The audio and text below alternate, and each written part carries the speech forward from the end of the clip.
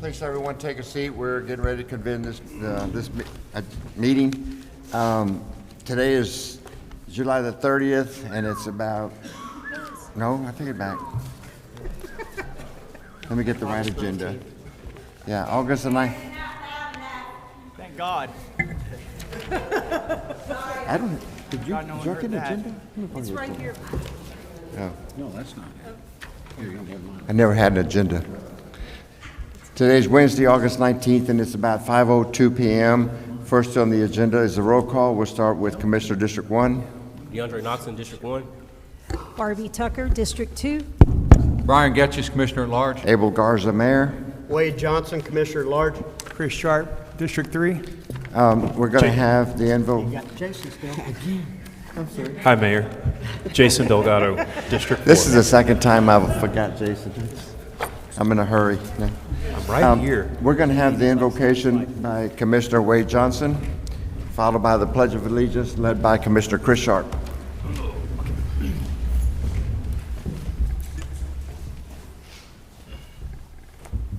If you'll bow your heads with me, please. Dear Lord, watch over this meeting, watch over our city as we engage upon the meeting that we're about to commence and the duties and the responsibilities of our offices for the city. Watch over our police and our firefighters as they protect us during our meetings and all nights and days of our lives. Watch over the military that protects our nation and help guide us in the needed means required for us to properly lead our city. In Christ's name we pray. Amen. Amen. I pledge allegiance to the flag of the United States of America and to the republic for which it stands, one nation, under God, one indivisible, with liberty and justice for all. Honor the Texas flag. I pledge allegiance to thee, Texas, one state, under God, one and indivisible. Thank you, Commissioner Johnson, and thank you, Commissioner Sharp. Next on the agenda is proclamations and presentations. We have a couple of service awards. The first one is Luis Diaz from the Fire Department with 15 years of service. Mr. Diaz here. Hey, I can tell you right now, 15 years of service is a long time. The next one is Thomas Pittman, also with the Fire Department, 15 years of service. Followed by Donald House with the Rainwater Pump Station with a whopping 20 years of service. Any one of those here? Not yet. Amy Henderson with Animal Control, 20 years of service. Ms. Henderson present? No. And the last one is Daryl Billiot with the Water Distribution with an exemplary 25 years of service. They may not be here, but we're going to salute them and thank them for their service.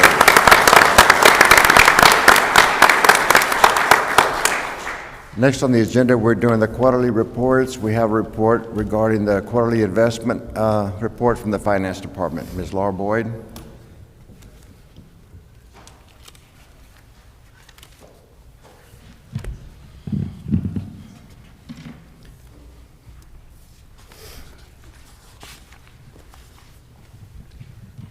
Good evening, Mayor and Commissioners.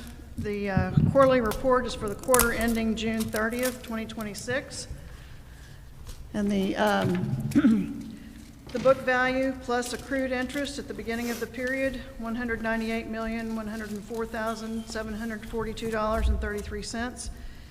Book value at the end of the period, $215,162,085.86. The market value plus accrued interest, beginning balance, $198,073,459.71. Ending market value plus accrued interest, $215,118,017.53. The yield to maturity, which is on the right side of the screen, at the end of the period, 3.595%, and days to maturity, 34. So the investment pool is quite liquid, meaning it's easily accessible. The asset allocation, the local governmental investment pool is 78.58%, bank deposits 14.49%, And then agencies and commercial paper, 6.94%. You have any questions? Thank you, Ms. Boyd. Since your last presentation on this, approximately 90 days ago, I haven't had a chance to review this statement. Could you just point out what the quarterly change was from the prior? Or we're coming to that? Well, the first column, on the portfolio summary, the ending balance at March 31, 26 is the prior I see it now. period. 214, so 198 to 214. So we gained approximately 15 million, 14 million, thereabouts. 198 to the 215. I see it now. Thank you, ma'am. Any other questions for Ms. Boyd? Ms. Boyd, I have a question. In the portfolio, did it grow about 17 million in this portfolio anywhere that we invested into the Texas First Bank? Texas First Bank or the whole, The whole, the sorry. whole thing? Yeah, the 198 to the 215. Is that just where did that increase come from exactly? Let me look in the details. There were increases to the amount in the investment pools and the bank deposits. And that just comes from what these departments brought in, or just from the investments? That's what we recruit. The excess revenues that's, you bring in revenue and the outgo, and then whatever's left, we invest it in the investment pool. All right, thank you. Any other questions, commissioners?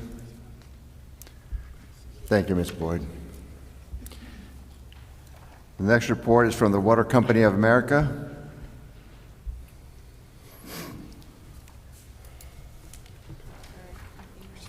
Yeah.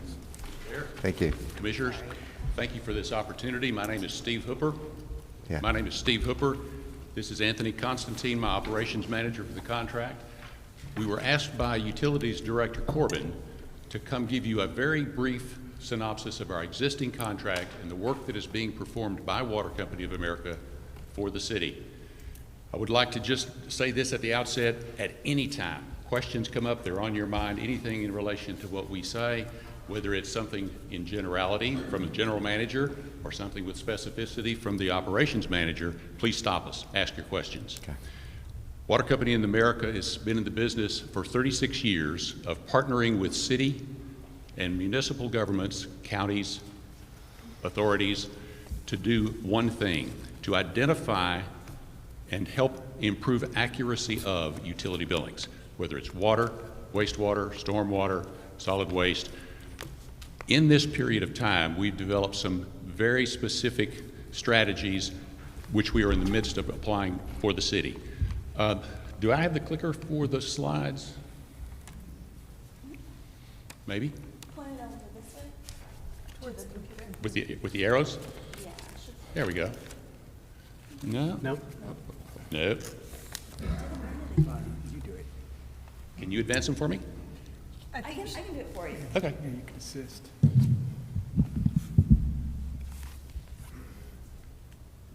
Thank you. The brief company introduction is the first challenge faced by every utility. That's our focal point. The service provided to Texas City speaks to the types of things that we discover for our clients to give you a sense of what it is. The benefits then speak for themselves. Next slide, please. This is a revenue-producing contract, meaning it is based on a performance fee. The city is out no upfront monies. We only participate in a portion of new increased revenue that we discover. Now, please understand, we're not in the business of raising rates. We're not in the business of changing people's billing, whether you're a commercial citizen or a residential citizen. We are in the business of finding those cases where accounts unknown to staff and to city are either underbilled or overbilled for whatever reason. Yeah. So our goal as a company headquartered in Houston, doing business since '89, with 120 completed and ongoing projects, has given us a great deal of experience partnering with different utilities. So, next slide, please.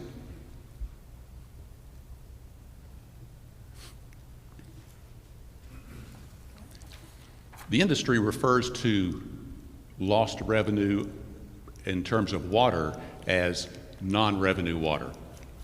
Water loss equals non-revenue water.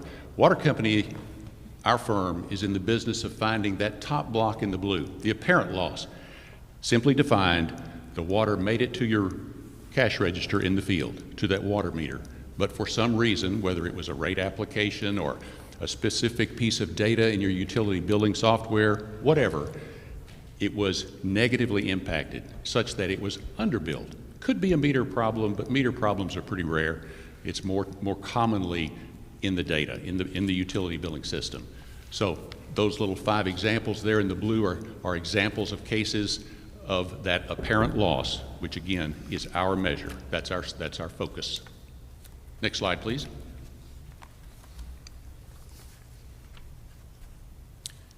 We provide the analytic tools. Now, you've got a utility billing software system, as every city does, with built-in tools to help manage. For example, if a water meter reports 0 consumption in a given month, and there's an active customer at that location, then you've got tools within your software to flag that, to say what's going on here, and those are the kinds of things that you trap in-house. Our deep dive into your data enables us to look for those things that we have discovered patterns for and ways to search out. It may be a commercial property with multiple meters, and 2 of 3 are working fine, and it masks the fact that there's a 3rd meter on that commercial property that is either not listed or not billing properly or those kinds of things. So it's our ability to go to the next level in data analytics. We then provide the field investigation. Anthony and his crews are involved directly with that. We do it with a customer-sensitive approach. We make certain that every customer knows that we're not there, quote, to raise their bill. We are there to ensure the accuracy of, that you're never underbilled nor overbilled. So customer-sensitive is a huge element of what we deliver in the field. The city captures immediate increased revenue. If we make a discovery, that discovery is submitted as our work product to the city, to your project manager for review and approval. So you have control over this entire contract, right? You can see the evidence that we've produced both from the data and from the field, and then can correct whatever's necessary so that you can bill it properly. That's our goal. Last bullet, city leverages a proven approach to improving accountability without a budget demand. Water company is bearing the risk of that cost to do the data analytics and the field research, and then obviously we're only paid if and when we produce one of those fines, as we refer to them, that you approve. Next slide, please. Examples of non-revenue service: it could be a lost meter that's not in the data. It could be an account coding error that applies an incorrect rate. It could be a bypassed meter or a malfunctioning one. Unknown water and sewer connections are more common than you think. There's a lot of that we discover, especially on the wastewater side. Rate, ordinance, and policy discrepancies and inconsistencies. Not common, but they do crop up. We do find some of those. Customer data and billing errors, and errors in special service accounts. That would be cases where you've got a special service account with a large volume commercial customer, for example. And if it's all of the terms of that agreement are correctly applied. So we dig into that with the customer and with staff to ensure that it's all correct. Next slide. Been at it a long time. I'm very proud of the experience that we've gained over the years, the people we have with long tenure and experience, and some of the latest and greatest technologies to help us do that data analytics piece. Next slide. Benefits: we identify solutions for specific problems. So we're not standing back at a distance and saying, gee, we really think you ought to raise your rates, or gee, we think you ought to go out and change out all your 6-inch meters. Not at all. This is work order by work order, which represents one premise, one meter, and the issue we found related to that entity. So when we bring your staff a discovery, which is our work product, as I said before, it's for a specific problem. We help reduce that non-revenue water and sewer, improve accountability for service rendered. We're all after accountability because as an enterprise fund, we need to be able to deliver at the lowest cost, right? Enhanced ratepayer equity, that's always a big one. If you've got one who is paying properly and one who is not, then a rate increase, when necessary, is borne on the backs of those who are receiving an accurate bill. So equity is a big deal.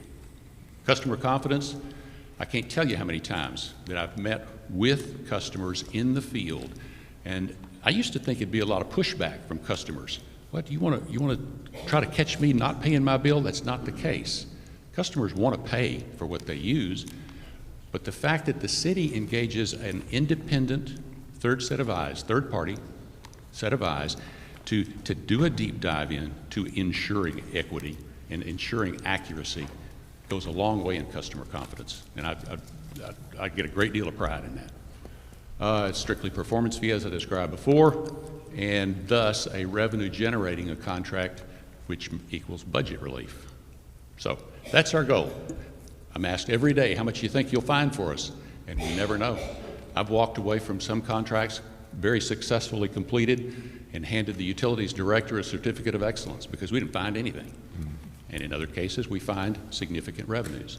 But again, the risk is borne by Water Company of America to make that assertion. I believe that's the last one. Thank you. I have a question for you. Please. When did y'all start this auditing on our city? February? February? Come on up here, Anthony. Yeah, I believe we started the contract in February. Okay. We received data a few months before, and then we usually will have a start work meeting and get signatures to actually start the field operations. Once we get signatures and it's approved, and that's whenever field operations begin. So since y'all have started, how many have we found? How many have we captured? Yeah, just a roundabout figure. You don't have to be exact. We have about 16 work orders approved roughly for about, I want to say it's about $15,000 a month in revenue. So when you guys discover these, and I know that you get paid a portion, which is fine, that's for your work, but is it a continuing? No, okay. No, usually our contracts will specify how long the invoicing period is, and typically it's 48 months. And that is the case on this contract. Okay. 48-month revenue sharing period. Thank you. I have a question.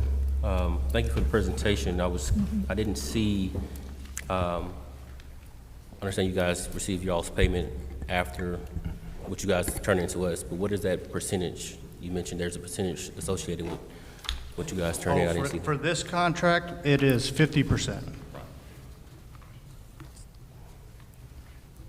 The city chose to piggyback on an existing co-op contract with TIPS, and so that's the standard with the service through that TIPS co-op contract, 50 for 4 months, or 50 for 48 months. How do y'all usually go about finding a lost or a broken meter? If it's been actively used and stuff, but we have no way to track how much water usage is out of it? There's about 3 different things you want to look at. First of all, if you get a good download and that it looks way back in history of information from your utility billing system that we do the dive into, then you can sometimes see patterns from history, right? Number 2, you want to look at the entire service area, and you're going to focus on your volume commercial users initially because you're trying to get the biggest bang for the buck, obviously, for the contract and for the city and for Water Company. So we've got an enormous amount of data built up over what a hospital uses. Give me a bed count, and we can come up with a pretty good estimate of what water consumption might be. When we see deviations from the anticipated norm in our history and in our experience, that's cause to say, let's select that account for field research. So it also could be something as simple as I'm doing a saturation of a given area, whether commercial, not much residential here, those are pretty straightforward. One rooftop, 1 meter. But on commercial, we're doing a saturation of those commercial areas, and we're looking from Google Earth first, and we're saying, what's the footprint of this particular premise? Let's go back into our tax data with the county and say, okay, how big is this property, right? And get a sense of building footage, total property, square footage, that kind of thing. But when you're talking about stuff like hotels, motels, apartment complexes, there's some really good standards that we've developed over time that would give us the flag that you're talking about. Why go look at that one? I would assume that you have some basic math of volumes coming in and then total build volumes on the other side, so you could impute some sort of variance. I'm assuming you've also done that math for absolutely. us. What's the variance? 1 You know, gallon, a million? I'm not going to say because I'm not certain on this exact contract. I don't want to say that because that's would be unfair. That's an excellent question for me to report back to you on at the end of the project, because I would like to say how that number looked then and what it looks like at the end, and give you some measurement of what we've produced. I can tell you this from a high level, as we're kicking this thing off in the field, literally, I don't see it being exorbitantly high unaccounted for water. I don't see that. Yes. Yeah, in the electricity business, we call this the missing megawatts, and it's pretty common that there's millions of dollars of missing megawatts. I would guess our scale is smaller, but there's always some amount of leakage, right? Shrinkage, leakage, call it whatever you will. And to your point, you could look at your production data and try to compare it back with your billing data, and the element there that's missing from that equation is what's referred to in the industry as the real loss. In other words, it leaked out before it got to your cash register in the field, to the customer. So leak loss has a significant impact on that gross number. A final thing then, I think the gentleman to your right said approximately $15,000 a month. I mean, we're not holding you to it, but just for the benefit of this commission and the assembled public, $15,000 a month times 6, 7-ish months says then you've found about $90,000 so far? Thereabouts. Bravo. I have another question. About how many meters do you show active in this city? I mean, to just give them a scope of what we're going through, how many you're auditing? 20,000 meters? Marvelous. Drew a blank. So for the 48-month contract, what does that look like for like new development on homes? Would that be a part of this contract as well? Yeah, for a 48-month contract, right? Oh, the operating period? Yeah, No, operating period. The operating period where we're in the field is the standard on that co-op, which is a 3-year term. 3-year term? Yes, sir. So how does that contract play a part with the continued development and growth that we have for like residential homes and businesses? Are those included in the contract, or has it already been a set map of what they're going to look at for 3 years? All the service area is included, and if I can just offer you a comment, this is based on some real recent work that we've done with an Alabama utility that I'm working for right now, where we discovered new properties that were completed, constructed, got their certificate of occupancy, had the power on, and for whatever reason, the flip was never switched for water billing to initiate. So you want us to look at the new stuff.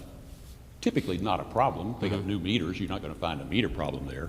But is it fully accounted for in your data set? That's the big deal. Okay.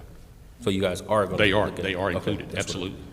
So you mentioned the certificate of excellence. Is that something that we can report to say good standing somewhere? Hey, or is it absolutely. just from- I mean, that's in your purview. Okay. I'm just saying we don't always find a lot of money. My example there was sometimes we just don't find a lot.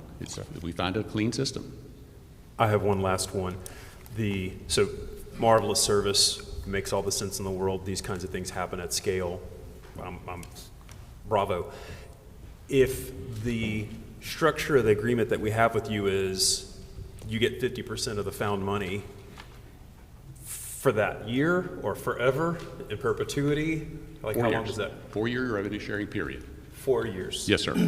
Okay. Yes. So then of the 90K, sticking with the hypotheticals, we're just talking.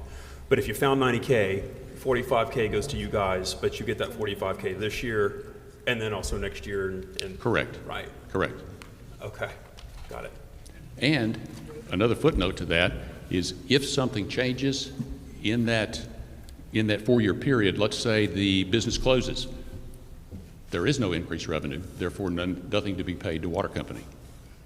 So we share the risk with the city that the benefit we discovered will continue for that period where we share the revenue. How many boots on the ground do you guys have? I beg your pardon? How many boots on the ground do you guys, Boots on the ground? technicians or?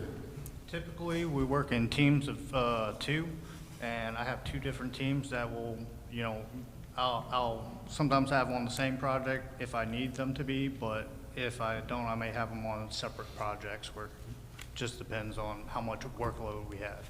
And are y'all working close with our water department? Because I used to read those meters and some of them were hard to find. Yeah, yes, we do work with the water department pretty Okay. closely. We have meetings for, you know, meetings for anything that we have questions about or like meters that we can't find. So, you know, it helps whenever the city and water company, you know, communicate well and work well together. I yield the floor to my colleagues. Any other questions for Mr. Cooper? Thank you very much, sir. Appreciate the information. And we thank you for this opportunity. Thank you. Thank you, Mr. Corbin, for...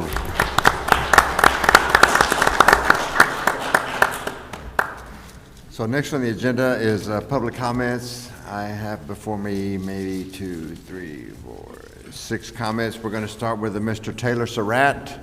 Mr. Taylor Surratt, will you please make your way to the podium, please? Followed by Ms. Barbara White. I'm a lifetime member of Texas City. I've retired from the light company, and I came back and I rode through the town. And I rode through the town, and I was sad to say that we're in bad shape electrically. Cable, telephone, poles, rotten lines falling down. I found 4 lines on the ground that were hot, and I called the light company, and they took their sweet-ass time to come out. And finally I had one person, it took us 6 months for them to come out and fix her lights. And her lights were flickering for the 6 months. I had drove by her house and I seen it. I called them and told them, look, the neutral's broke and the common neutral's broke and you need to fix it now. It took 6 months. 4 times I called for the same location. The owner of the house changed the breaker boxes. It wasn't a breaker box problem. It was a light company problem. And I rode through this town. I found 4 lines down on the ground. Could have been a dead kid. I found one yesterday. I could almost reach it with my hand. And it's lucky the guy that moved into the house, he didn't have a van or something. He'd have hit it, and he would have been dead. I called them and waited till the fire marshal came out. I've had to call the fire department, the police department, to get them to respond. And they didn't respond like they should have. Yesterday, all they did was take the slack out of the wire, and you could see clearly that the wire was broke. And the only thing holding up is a single strand, a steel strand, and the other wires were broke. 2 of them. So it's still like that right now, and eventually it's going to fall. And I went out to, I rode out to the waste treatment plant. I look up, there's vines all over the lateral fuse, and they're going to lose power if they don't do something about it. It's a city responsibility, and it's the light company's responsibility to take care of these issues. Your time is up, Mr. Surratt. Thank you so much for the information. Ms. Barbara White?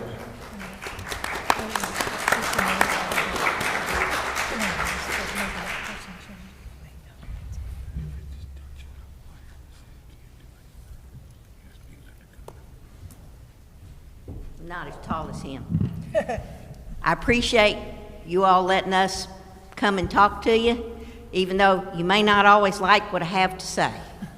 First, I'm disgusted that we have to give back $3.5 million because we didn't spend it to the federal government. Shame and a disgrace. I don't know if we have any chance of talking to the Attorney General if our audit is ready.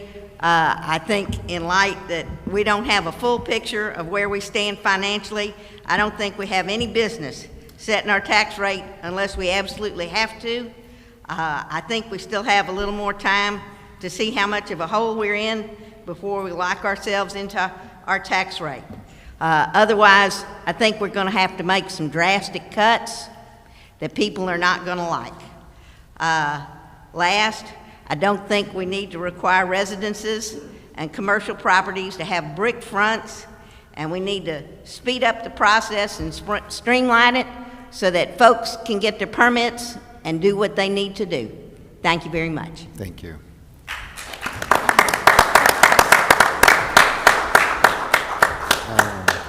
Is it Julie speaking on the wrecker ordinance? Is it Moles? Moles, okay. Thank you. It's Julie Moles. Need another set of eyes here. Good evening, Mayor and Commissioners. And this is on regular item AG.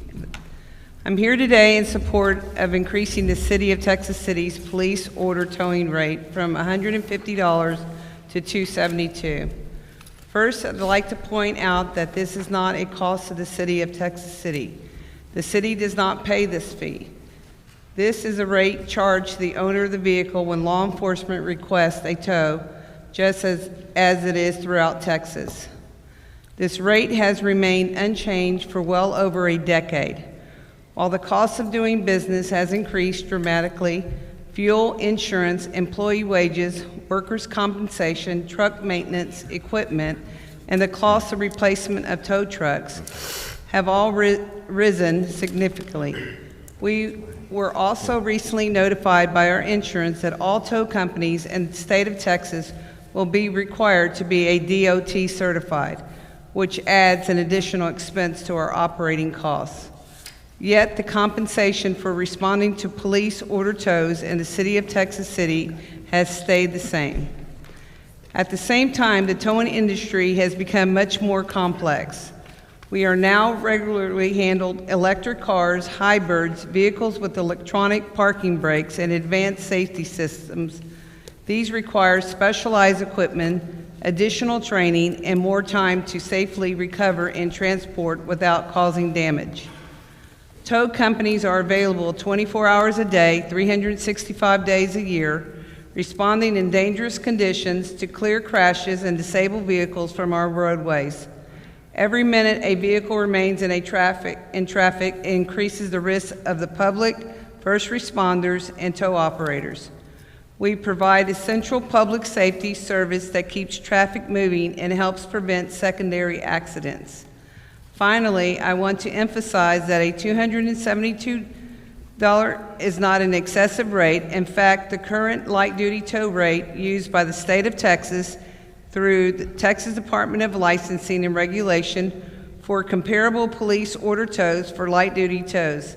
This proposal simply brings Texas City rate in line with the established benchmark after years without an increase. At the end of the day, this isn't about the towing company, it's about ensuring that the City of Texas City has dependable, well-equipped towing providers that can respond quickly and safely whenever law enforcement calls. I respectfully ask for your support on this proposal. Thank you for your time and consideration, and I have all tow companies here to represent that are in Texas City. Thank you, Ms. Molis. Mr. Bill Etheridge. Bill Etheridge.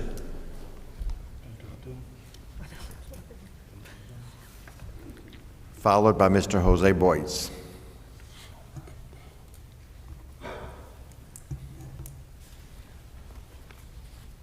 Commissioners, thank you very much for the opportunity to speak. I think you're doing a great job, and I want to commend you on all the things you're doing.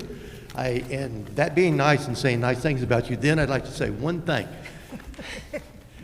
Your synopsis that you put on the website is excellent. I think it's great. I think everything that's on the agenda, you do a very nice job of putting it on there and have everybody a chance to read it and do it. But a lot of people coming from work at a time, maybe not have their computer available to them, do not have this. I would like to make one suggestion. Let's take and have these wonderful synopses that reflect the agenda be available at the back of the room. People can reread them, study them. If we don't use them and they're not used up at the thing, carry them to the city hall, put them at the front. Somebody else might want to come by and take a look at them, okay? So, now that I said nice things, let me just cherry pick a bit. I noticed on one of the items on the agenda, it talks about the GLO. Had a lot of experience with them in property management for the on the island. I see that we are getting ready to give back, and I appreciate how carefully you're watching our money. We're getting ready to give back $376,486.86. And it says that this money was originally set up for the vital Moses Lake Pump Station project. But it seems like, based on your synopsis, trying to read through it and understand it, that the funds were spent on engineering for the design of, it says, a shelter project. Not named, but somewhere there. So that's interesting. And I see that the city and the staff is actively working to recapture those funds because we do need that project going forward out at the seawall, our lovely seawall. Also, and that was just one item agenda. And I thought I saw a very nice synopsis on the fees that we paid for engineering for something that was not set out in that particular grant. Also, I see that y'all are dealing with trucks. We're getting 3 new trucks. I saw the synopsis, but I'm not sure if that really tells us that we are worn out 3 trucks, we're not maintaining the 3 trucks, or are we expanding the fleet? I believe the staff will probably answer that question, maybe perhaps for us. Also, we talk about trash shortfall. We're spending $320,000 additional dollars for trash shortfall on funding. I'm just curious of how we missed that forecast. And, you know, can we improve it? Let's make sure that we're aware of it for the coming year. Also, last thing, finally, real quick, as Barbara pointed out, I'm really concerned that we can't find a way to spend the last $3.5 million that they have to return to the federal government. So that's an interesting question, but once again, thank you very much for your time. You're doing a great job, and continue watching our money, because $300,000 here, $300,000 there, $3.5 million there is a lot of money. Thank you. Thank you, Mr. Etheridge. Mr. Jose Boyce.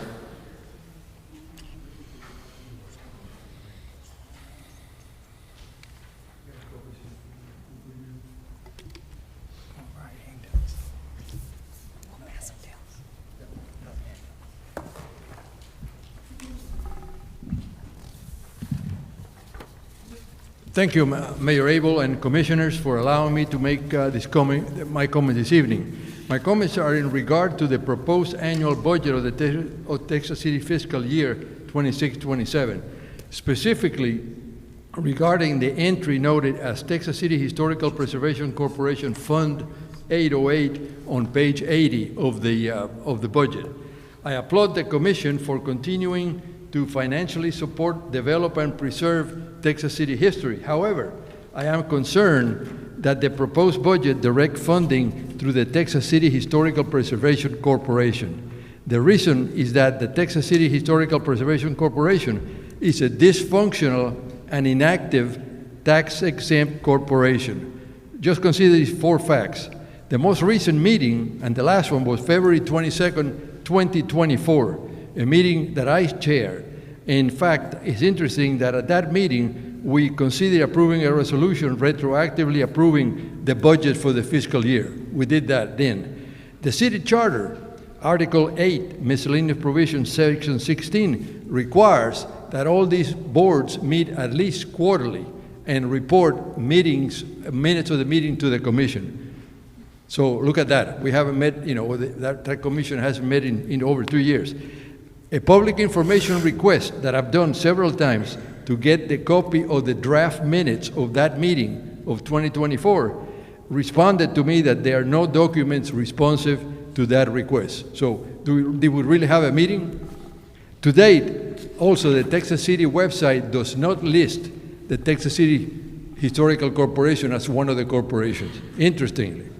It's obvious that the financial and administrative need to oversee the city's historical preservation mission has been effectively managed without the need of the Texas City Historical Preservation Corporation. Therefore, the proposed budget should delete the reference to the Texas City Historical Preservation Corporation Fund 808 and redirect the funds to the Parks and Rec Department that apparently has coordinated these funds since a couple of years ago. So respectfully submitted to you. Thank you very much. Thank you, Mr. Boyds.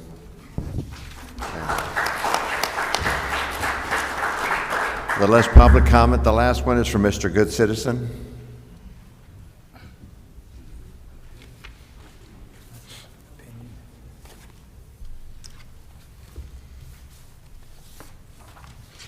Good evening. Hopefully y'all are having a good day. Thank you to the Records Department. I got y'all's email this morning in regards to some public records. That is in regards to Flock. Now, I love how everybody is on point about money here, so let's not go into civil rights. Let's just keep it money for Flock. Flock right now, over the 5 years that we have with the contract with them, which was signed in August of 2023, by Assistant Chief Cravens, I think was his name. We have over $500,000 invested in Flock now. We have 6 cameras in our city, and we're $500,000 in Flock. That seems a little ridiculous for a fancy camera. Okay, yes, we did spend $6,000 for the cameras, but they're charging us for 5 years, almost $750,000 for services. I use AI service with my business. For a year, I spend $100. I can search whatever I want. And you're telling us we're spending over $100,000 a year just to search a license plate that we can already search on the DMV? I think that's a little ridiculous. The last thing that I want to bring up on here is, hopefully y'all can catch in time. We do currently, as of this month, have about a $250,000 check that's supposed to be going to Flock. It is for a renewal of the contract for this year. First 2 years, we paid $71,000 as a promo special. But currently this year, it's estimated for their contract, we have about a $250,000 check that's supposed to be going to them this month. My last thing is, I found on the contract, hopefully he's just smart like this and loves us as the citizens, or maybe he's just not that smart. But our contract with Flock states that we have unlimited user access. It does not state unlimited police access, does not state unlimited administration access. I'm giving to the city 14 days to abide by this contract and allow the citizens access to this system. If not, I hope the new lawyer that's going to be coming, he's coming from Houston, so he's familiar with probably my other lawsuit, Mr. Jeffrey Lubritz. Hopefully he's a really good lawyer and he's not expensive. But I will give y'all 14 days to fulfill the contract with Flock and allow us access to this system as we paid for it. Thank you, and y'all have a blessed day. Thank you. Thank you.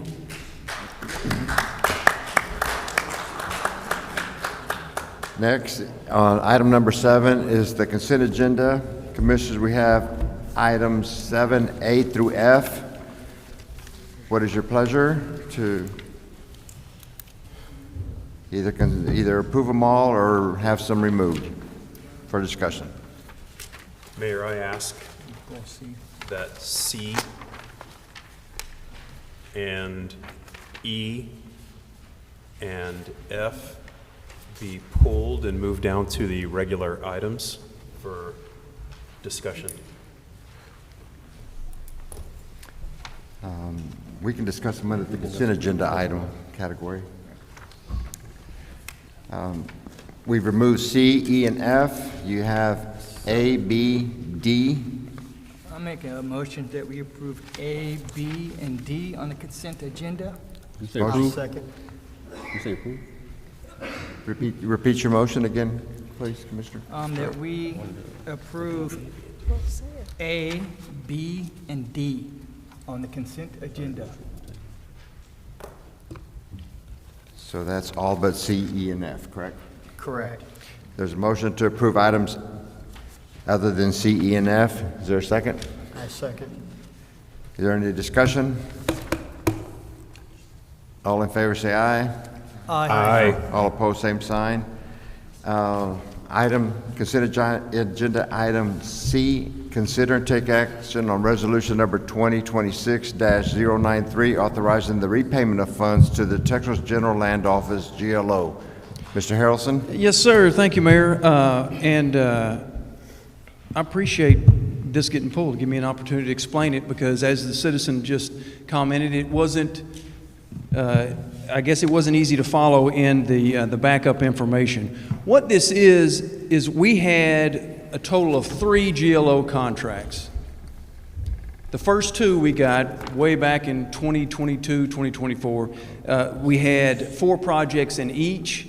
The only project remaining is the Moses Lake Pump Station project. That project drug on due to some permitting issues that we were dealing with the Corps of Engineers. While we were working through that, we had another GLO contract come in and we were awarded two projects with that. One being some storm sewer work that we're just buttoning up right now over on the southeast side of town. And then the second one was a shelter project for the Carver Park Community Center. It got to a point with the Moses Lake Pump Station project that we were fearful of not being able to do the project because the funding is there, but the contract would not extend to allow us the time to complete the project. We got with GLO, did a lot of communicating with them, and they allowed us to move the contract from the existing contract into the new GLO contract and remove the Carver Park Shelter project. That came way late in the game, and we had already done the engineering for the shelter project. So what this agenda item is refunding the GLO for the funds to engineer the shelter project. But so we pay the GLO back the $373,000, but then that just goes back into the funds that they're going to give back to us to help fund the Moses Lake Pump Station project. So we'll essentially get that money back. That's not the way that we wanted to do it because it's confusing. And it's very frustrating, and we still, I mean, you guys had approved a significant fund balance contribution to the Moses Lake Pump Station project some meetings back to get us where we needed to be so that we could do that one project. In retrospect, there's a lot of lessons that we learned on this, but things that we could not anticipate, that we didn't anticipate, and nobody that was helping us do it did. That slowed the Moses Lake Pump Station down. We know now to start 5 years before we get an idea to try to get things moving. We'll know what to expect next time, but we didn't, unfortunately, and it cost us a lot of time. Our engineers did a good enough job. That is the only project that the money, the estimate was not accurate. We actually doubled our estimate than what we had for that particular project. But I said a lot of words. Is there any specific questions? Oh, yeah. Yes, sir. Jack, so some of these matters happened under the previous administration, and some of them were approved in commission meetings in 2025. The Carver Park Storm Shelter project, as I understood it, there was a construction contract that seemed to have been awarded for that of about $2.3 million. Yes, sir. Okay. What happened to that contract? Did we terminate that contract? We did. We had to terminate. They had just mobilized, and as soon as they mobilized, we got the meeting with the GLO that said, hey, we're going to be able to switch this over to this other contract, which would take the place of the shelter. So we just told everybody to freeze, don't do any work. Fortunately, they hadn't done any work other than put a trailer on the site. That's the only thing they had done. We told them, communicated with them, it's a great contractor, let them know they hadn't ordered any materials or anything, but we let them know where we were and what the plan was ultimately probably going to lead to. And we did successfully cancel that project, and they agreed to that. When did the decision get made, and did I miss? I tried to research all the prior meeting agendas, but did the decision to terminate the Carver project, did that come before the commission, or was that made by some individual? Like, when did someone said, yeah, we're not doing that anymore? That came in the mayor signed that, and I'm not sure, was it Mayor Johnson or Mayor Garza that had signed that, and I apologize. I think it would have had to have been Mayor Johnson, right? That happened before Abel. That was like in February, I think. Well, the meeting where the GLO gave us permission to switch it from this contract to the other happened in February. So the exact decision when we did it came at a later date because we didn't want to cancel a contract too soon without getting some better information. So we waited a little later. We told everybody that, hey, we called a timeout on the shelter project, but we didn't pull the trigger as, in fact, canceling it until later on. So the merits then of the Carver project, I assume, I'm working off limited knowledge. I haven't read everything that needs to be read. But I assume that there were noble and just and appropriate and reasonable factors that led to we should go do this thing at Carver. So was the primary decision-making there of we no longer need that, or it was because of pump station? Like what was the fork in the road, Jack, where we decided we're abandoning the Carver Community Center shelter and we're doing these other things? That's a really good question, Commissioner. And there was a couple things that drove us to that decision, to our recommendation for this project to be canceled. The longer we got, because originally it had been designed to put a shelter at the Sanders Center and at the Carver Center. We found out because this is a federal grant and it has to be FEMA certified, that we would have to build the shelter at Sanders, 20 feet off the ground. So you'd have to jump off the roof to get in the front door. It's one of those. So it became where it doesn't make any sense. So what we did is we just moved it, made the one at Carver. Hey, we're going to make that one bigger. The farther along we got into it, there is so many things that what we wanted, Commissioner, is we wanted to have an addition to those community centers, another room over there. And we could do that. We could use this, build it as the shelter, and use it as a room. But when you call it a shelter and to have that FEMA funding, it threw a lot of issues and a lot of red flags up. The farther we got into the design process, it really gave us some headaches, especially from an emergency management standpoint. Do we want to have an emergency shelter in a place that can only fit 50 people? Do we have a lottery? Do we decide who gets to stay in there? Is it going to, make people want to, hey, I'm not going to leave. I don't need to evacuate. I'll just stay in the shelter. We figured out that was not really a good thing to do. So it made it easier when we could change the project, move it over, cancel the shelter, and use not only what remaining funds we have in the existing Moses Lake Pump Station grant, we can use that money, as well as we can use the money over in what's left in the shelter project. So instead of us having to pay in $9 million out of fund balance to get the Moses Lake Pump Station project built, we're only doing 5.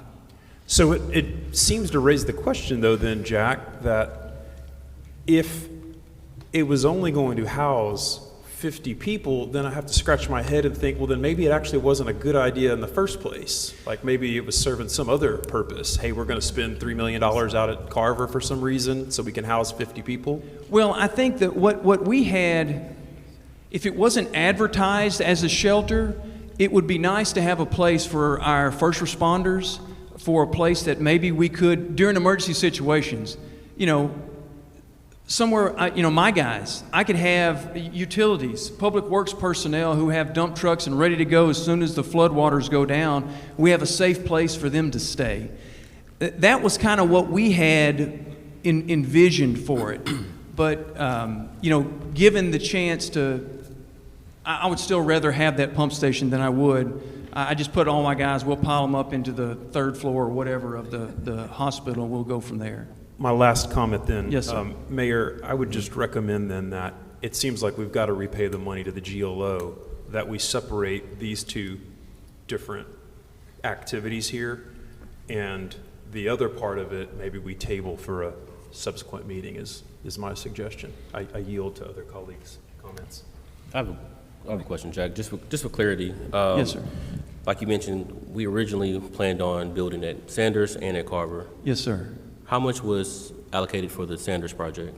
Well, I can't remember how the split was, Commissioner, but it was kind of a 2 and 2. It was a 50-50. I thought it was like 4 some total, maybe 2 and 2. Something like that, Okay. yes, sir. And we just had to put it all into. So we decided because of the elevation, we put all 4 towards Carver. We could not make it work over at Sanders. I recall Yes, sir. that. So with that 4 going towards Carver, what I recall, and you can correct me, it was essentially to kind of serve like a dual purpose. Shelter, but I didn't recall it being something for housing in the event of emergency because we have more than 50 people on one street, so I don't believe it was for housing. I thought it was for, you know, maybe if there's a distribution place to distribute maybe resources and things like that. And Yes, in the sir. meantime, in the event there was no event, it can be used as a dual purpose for recreational because it's a large space. Absolutely. So I think that was the thought process behind that.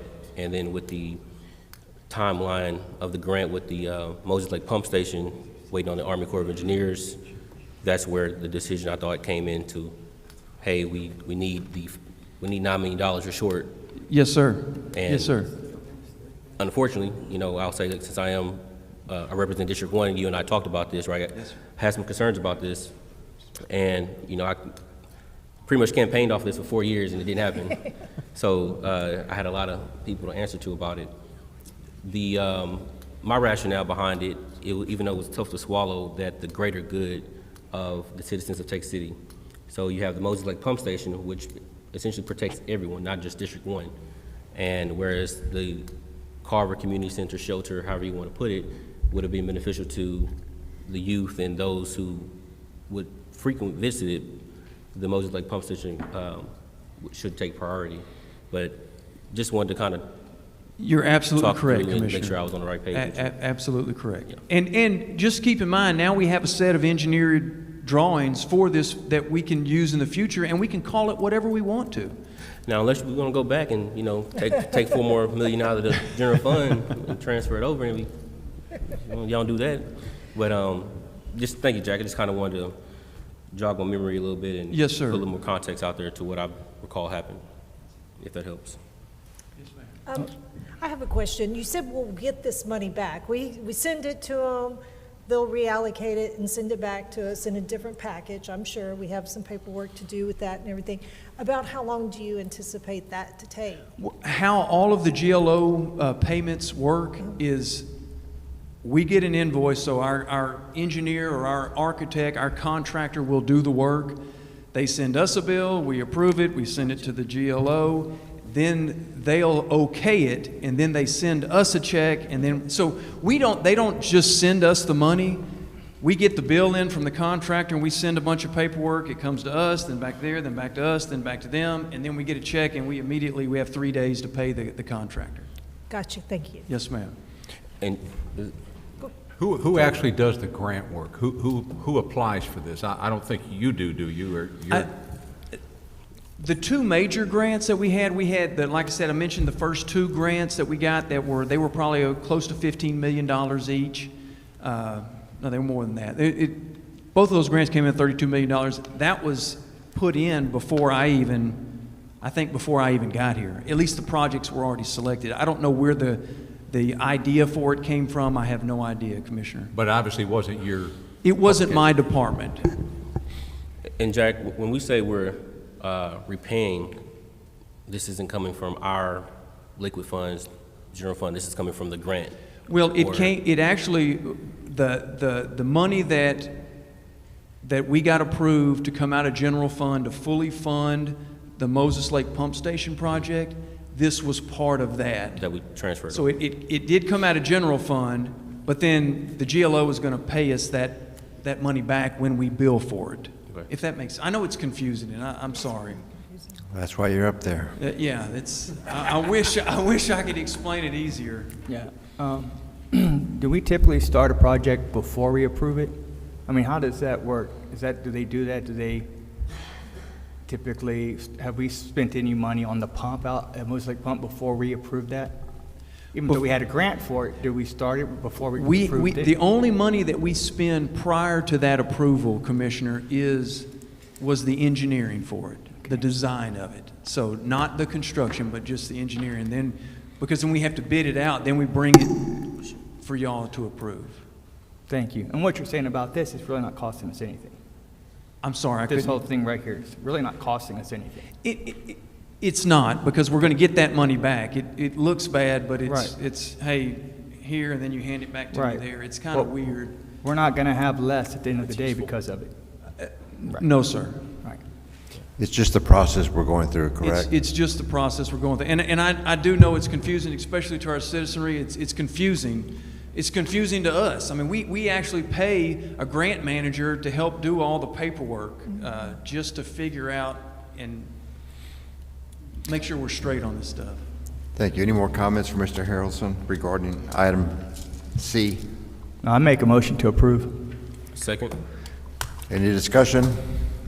All in favor say aye. Aye. All opposed, same sign. Motion carries. Thank you, Mr. Harrelson. Item E. Right, it's me again, Mayor. Yeah, let me read it first. Let me read it. Okay, sorry there. Consider and take action on resolution number 206-095, authorizing the purchase of one F-150 two-door fleet side pickup and 2 F-350 crew cabs with service bodies from, what's that, Chastag? Ford under buy board contract number 724-23. Please. Once again, this is another one that may be a little confusion, and it's frustrating for us as well, but these trucks, they're replacement vehicles that are budgeted for. Ordinarily, we make our vehicle purchases that are budgeted, we pay for those, or we order those by the end of October, by the end of November, at the latest, is what we like to do, just so we can get our stuff in order. This is coming from, this is Corbin's department, and it's coming out of the enterprise fund. It's not coming from our general fund. But it was placed in an account where we didn't know where it was. So it was it was budgeted for, but we didn't think it was because we asked for it over here and it got put over here. So when we found it, it's like, oh, well, I was going to budget for it in next year's budget, but since it's here, can I go ahead and, yeah, so that's where that came from. But these are just replacement vehicles for the utility department, and this comes from, like, once again, this is from the utility fund, not from the general fund. So those 5 that y'all asked for next year has been cut down to 2? It has not yet. If we get this, it will be, yes, ma'am. There you go. Jack, that was a very very articulate and very, very polite way of addressing what I would call the accounting mayhem that seems to have occurred in the past.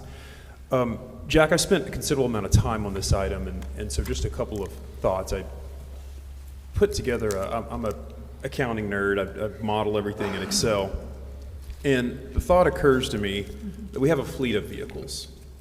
And in a previous meeting, what I had discussed was, and provided an illustration to the assembled public, the very strange thing that seems to have happened with our capital expenditures, that they trended like this from 2020 to 2024 and then fell down to almost zero. So my suspicion is we probably have a lot of worn out things. Now, I personally, in my own life, I will drive a car or my own F-350. The last one I had, 300,000. I'll drive it till the wheels fall off. But that's as a private citizen. I don't have a fleet. So my first question is, have we evaluated abandoning the purchase, own, drive till failure, and maintain? Because then once I own it and I accumulate a certain number of miles and hours on a vehicle, then I've got to maintain it. So that means I need to have staff to do maintenance. I got to buy parts. I have downtime. Like, there's a cost of all that maintenance, right? Right. So my proposition was, why wouldn't we just sign a 5-year lease, drive the wheels off of them, keep the service bodies, get new vehicles, sign another 5-year lease, and so instead of $170,000 or $167,978 out of pocket, we spend $50K, and then $50K the following year, and $50K the following year, and then we give them back. And we avoid all that maintenance cost and headache. We've never done that. Now, we have, the only vehicles that I'm aware of since I've been here that we've leased are some vehicles that were used by the meter readers. Uh-huh. And when the lease was up, we ended up buying them because they were little Toyota pickups, and we know we can put another 100,000 miles on them. And we got them for a little to nothing. We have never, that I'm aware of, Commissioner, looked into that. I've heard about an idea one time, a salesman tried to get me on our tractors. Yeah. About doing just what you're talking about, but from our vehicle standpoint, we have not investigated. Now we typically use service bodies. If they're in good shape, we'll put them on another chassis. We've Right. done that before, depending on the condition of the service body.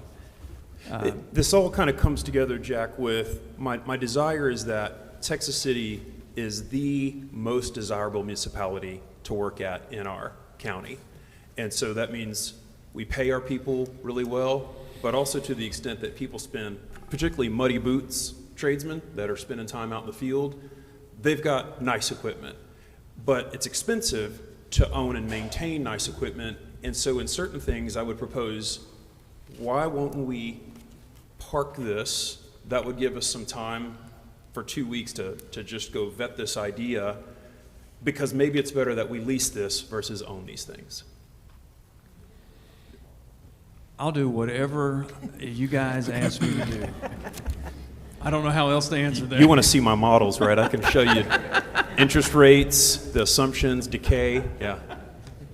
Yeah, so whatever y'all tell us to do, we're going to do it, and we'll make it work. Mayor, fellow commissioners, I would recommend that unless we have an emergency, like we have a burning need to pull the trigger on this, that we defer this, and that would allow some time to consult with Ms. Boyd and others on the merits of this alternative way of thinking about it. Could we That's get one that option. from? Go ahead. Sorry, Commissioner. Could Jack or Corbin kind of give us some insight? Is this something that you guys need right now, or? Well, I'll say this, and without tooting Corbin's horn a little too much, the utility department has a healthy fund balance. He doesn't ask for anything until he needs it. And we got clean drinking water, and we can all flush our toilets anytime we want to. I tend to, because of the service that we get out of that department, it's pretty critical.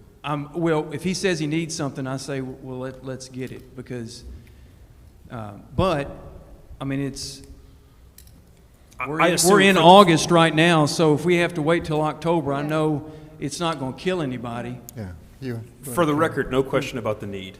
Yeah, no question about the need. I understand. I just was. And Corbin's been waiting on these trucks for quite a while, right?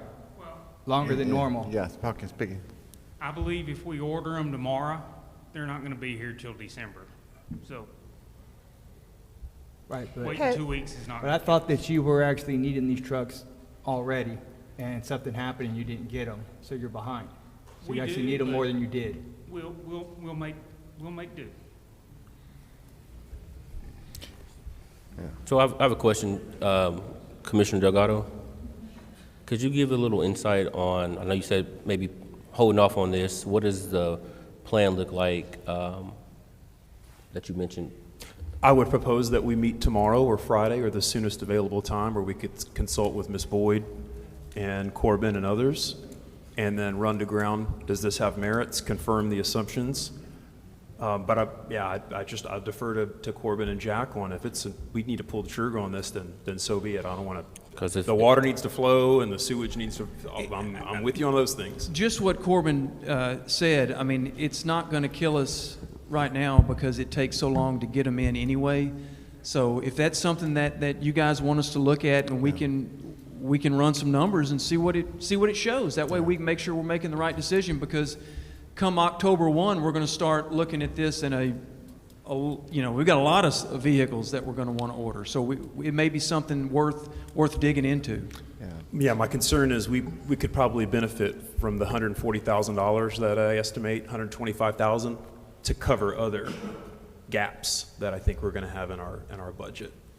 But anyway, I've said, Mayor, that was the point I wanted to make. I appreciate that. I'll second. And these are just, we wanna get a Commissioner Delgado, just remember, this is an enterprise fund, so it can only be used for his stuff. Same thing, though.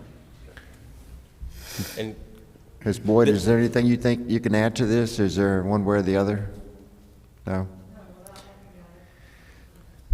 will it have to come out of this year's budget, or Yes. it'll be okay for October 1? Yeah, because if we don't get him, he's already got him in the budget for next year. So it's not going to, And what happens? 6 one way, half a dozen the other. And if you lose any of this equipment, will still be okay? Right now? I mean, if something happens and I have to have one right away, we'll have to make some other arrangements, which, we can do. Okay. Whether it's going and buying a used truck off a lot, if that's what we have to do. Go down there and get Jason's. His running pretty good. Is there any more things that you can't find where the money is? Obviously, we knew we had money, but then we didn't have money, and then we kind of found it. Is there more of those surprises coming, or?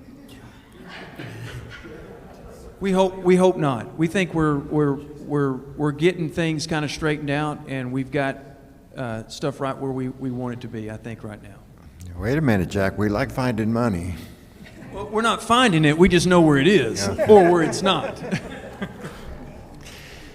So if there are no more comments regarding this matter, what's your pleasure?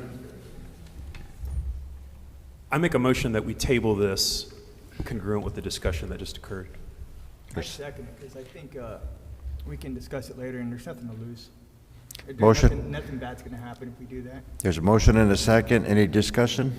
All in favor say aye. Aye. All opposed, same sign. This item is tabled. Item F, consider and take action on resolution number 2026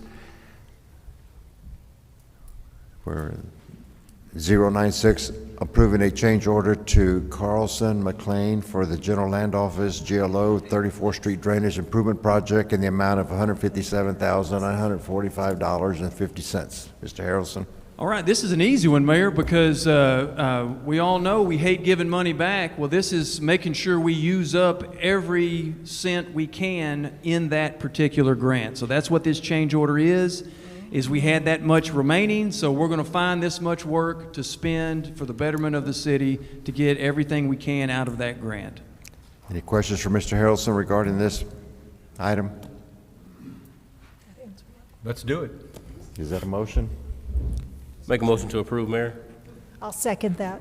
Motion and a second. Any discussion? All in favor say aye. All opposed, same sign. Thank you. Motion carries. Thank you, Mr. Harrelson. Thank you all. You're right, it was a good one. Next, we go to regular items. Item A, consider take action on ordinance number 2026-26, of permanently rezone 19.059 acres of property located at 701 Highway 146 North, Texas City, Texas, from District F, Light Industrial, to District SP, site plan for the development and operation of a battery energy storage system, BESS. Mr. Kniper. Good evening, Mayor. Good evening. City Commission members. So we have a company, Alpha Omega Power. They have some land, about 19 acres, off of State Highway 146, right across the street from Texas-New Mexico's substation and service center. They want to build a battery energy storage system, own and operate that. They came before the city with that application, and the planning board looked at that rezoning and site plan back in March of this year, moved it forward. Zoning Commission saw that same site plan and zoning change in April of this year, and then that same site plan and zoning change was brought before this body later on in April, and you approved it. The next step for Alpha Omega Power was to submit to the building official an official application for the building permit.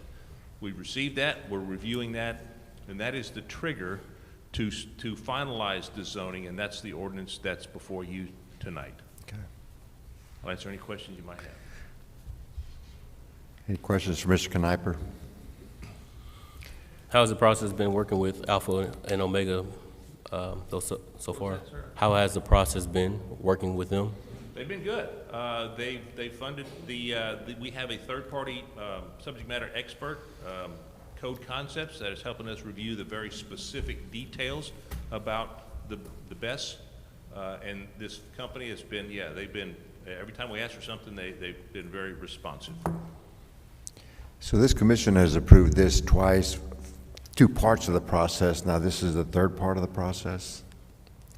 This makes it final. It's some things that they need on their side for the financing and that part of it to kick off. Any other questions for Mr. Kniper? What's your pleasure, commissioners? I motion that we accept it. Seconded. Motion and a second. All in favor say aye. Any discussion? None. All in favor say aye. Aye. All opposed, same sign. Motion carries. Thank you, Mr. Kniper.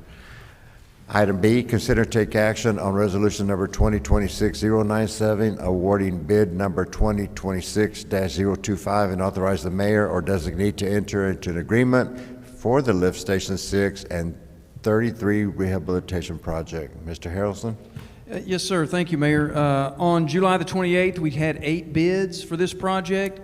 This was a budgeted work, and NERI Construction came in as they weren't the low bidder, but our low bidder we threw out because they didn't meet the minimum requirements of their minimum qualifications, and they just didn't have the experience that we thought to do something like this.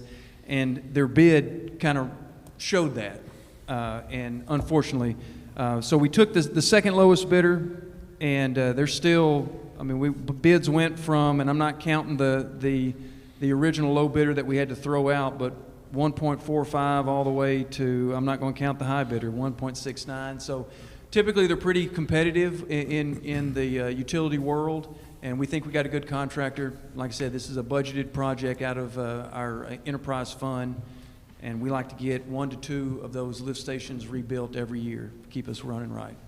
Any questions for Mr. Harrelson regarding this item? So you have a letter of recommendation from ARC Engineers. I know we've done some work with them. Has that helped influence the decision at all? Yes, ARC does a really good job. In fact, they're a consultant, but they've worked for the city for over 25 years. They started in the 90s with the same group. So these guys, they treat, I would give any one of them their office keys to my house and any vehicle they have. They love Texas City. They do a great job for us, and their opinion matters a lot in how we operate. Thank you, Jack. Yes, sir. Any other questions for Mr. Harrelson? What's your pleasure, commissioners? I make a motion we approve this. Second. Motion by Commissioner Delgado, second by Commissioner Sharp. Any discussion? All in favor say aye. Aye. Aye. All opposed, same sign. Motion carries. Thank you, Mr. Harrelson. You sure you want to sit down? Item C, consider take action on ordinance number 2026-27, amending the fiscal year 2025-2026 budget for a residential trash collection. Ms. Boyd? Mayor and Commissioners, this is for the residential trash collection account, needing an additional $320,000, which will come from the general fund unassigned fund balance. And Mr. Stump Yeah. can answer any questions you may have. Yeah. regarding that. Thank you. Mr. Stump, can you add to that, or do we have any questions for Mr. Stump? Yes, sir. We estimated it accurately. We submitted the right amount for some reason, and it was loaded in the original budget at the right amount, and then for some reason, when the final budget came out, it was missing. Right. Could you step a little closer to the microphone? A number of people were asking me about this one. So we submitted the correct forecast. We estimated really within a few $10,000 what we were going to need. That was loaded into the initial budget, and then for some reason, when the final budget came out, it was the $300,000 wasn't there. Could everybody hear that? Irregularities. I'm sorry, Commissioner. Can you speak up? Just put it, hold it. Sorry. There you go. Okay, so when we originally did our budget request, we requested 4.3 million. That was loaded into the initial budgets, but when the final budget came out, it was missing the 300,000. Could this have been one of those 10 months? I think so. Okay. It's not uncommon for us to need to adjust that because we're having to estimate what the CPI adjustment's going to be 6 months in advance, and we have to estimate how many houses we're going to have as the town's growing. But we're pretty good at it. Seems your judgment was pretty good. Hey, Mike, when was the last time we raised the garbage rates? It was when we started the automated collection, so 2018. Like almost 10 years? Yeah. And we Costs more every year? We absolutely, it goes up every year. We absolutely need to do that. We need to, because we're going to get in a hole again where we're losing money. Something to consider, Mr. Stump. But for right now, we need $320,000. Yes, sir. Any other questions for Mr. Stump? What's your pleasure, Commissioners? I make a motion, we approve. I'll second that. Motion and a second. Commissioner Sharp. I have motion a quick second. discussion, just a quick Any discussion. yes. Before Mr. Stump walks away, it occurred to me, I'm a little slow, I'm a C student. The point that Commissioner Sharp just made is a good one, which is we haven't raised rates in 8, almost 10 years.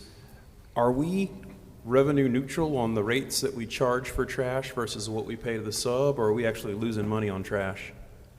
We're subsidizing the trash service. Yeah.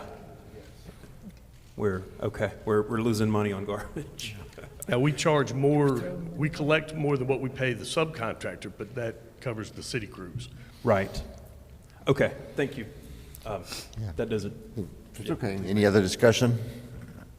There's a motion to approve this request. All in favor, say aye. Aye. All opposed, same sign. Motion carries. Thank you. Item D, consider take action on ordinance number 2026-28, amending the fiscal year 2025-2026 budget for additional legal fees. Ms. Boyd? Mayor and Commissioners, this coincides with the contract with Mr. Lubritz.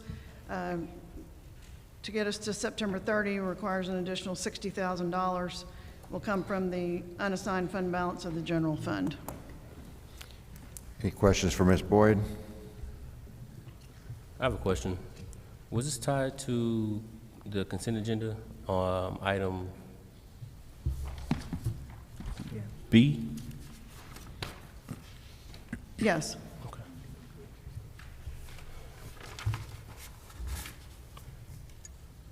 So I was going to ask that 60,000 was not associated to Mr. Dixon's fees or costs or anything like that. This is strictly for Mr. Lubert's. Correct. Okay.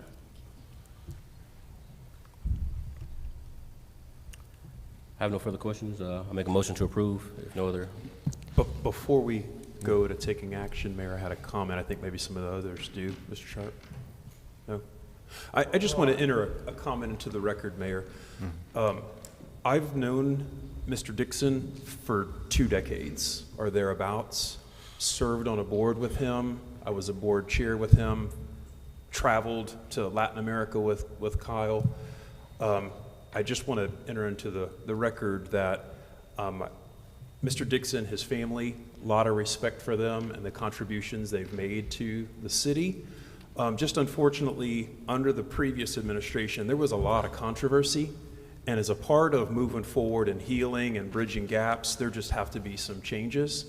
And I just want the record to show that I think Mr. Dixon also wanted to do something different. And I've met Mr. Liblitz, and I'm excited about the new direction. Thank you for your comment. Any other comments regarding item D? Is there a motion to approve or deny this request? Make a motion to approve. Second. Any discussion? All in favor say aye. Aye. All opposed, same sign. Motion carries. Thank you. Item E, consider take action on ordinance number 2026-29, amending the fiscal year 2025-2026 budget to reclassify expenses from the American Rescue Plan Fund to the general fund. Ms. Boyd? Yes, Mayor and Commissioners, in the current fiscal year, there were $356,272.68 of expenditures out of the American Rescue Plan Fund. They should not have been recorded into that fund. So this is to reclassify or move those expenses over to the general fund out of the unassigned fund balance. So this is not costing anything, it's just moving funds around to a different account. It reduces the general fund balance. Right. But the expenditures have already been made. Okay. Just moving them into the correct Okay. accounting. Any questions for Ms. Boyd? I have a question. Yes. Is the housing commercial rehab still a part of it? Going to continue with this program?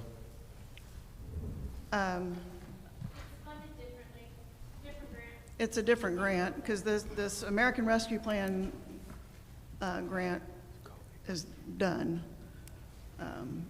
And so what Ms. Mata had brought up is it's a different funding source for the housing reconstruction or housing rehab. Okay. You want to add to that, Ms. Mata?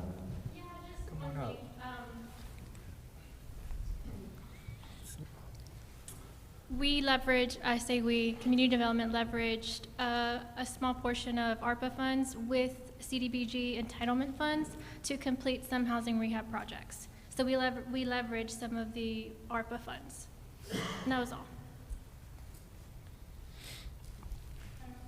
Any other questions regarding item E? But we're still good to go, it's still being funded some other way? Okay, thank you. What's your pleasure, Commissioners? Make a motion to approve. And I'll second it. There's a motion by Commissioner Sharp, a second by Mr. Delgado. Any discussion? All in favor say aye. Aye. All opposed, same sign. Motion carries. Item F. This is a long agenda. Yes. Yeah. Consider take action on ordinance number 2026-30, amending the fiscal year 2025-2026 budget for a refund payment to the U.S. Treasury and authorized to make the refund payment. Ms. Boyd? Yes, Mayor and Commissioners, the City of Texas City was awarded $10,309,444 from the U.S. Treasury as coronavirus state and local fiscal recovery funds authorized under the $1.9 trillion American Rescue Plan Act in 2021. Many changes were made by the U.S. Treasury, changes to what programs were eligible under this grant. But one thing that didn't change was the date that the funds had to be obligated. Obligation definition under the U.S. Treasury is a contract in place or a purchase order in place. And that deadline was December 31, 2024.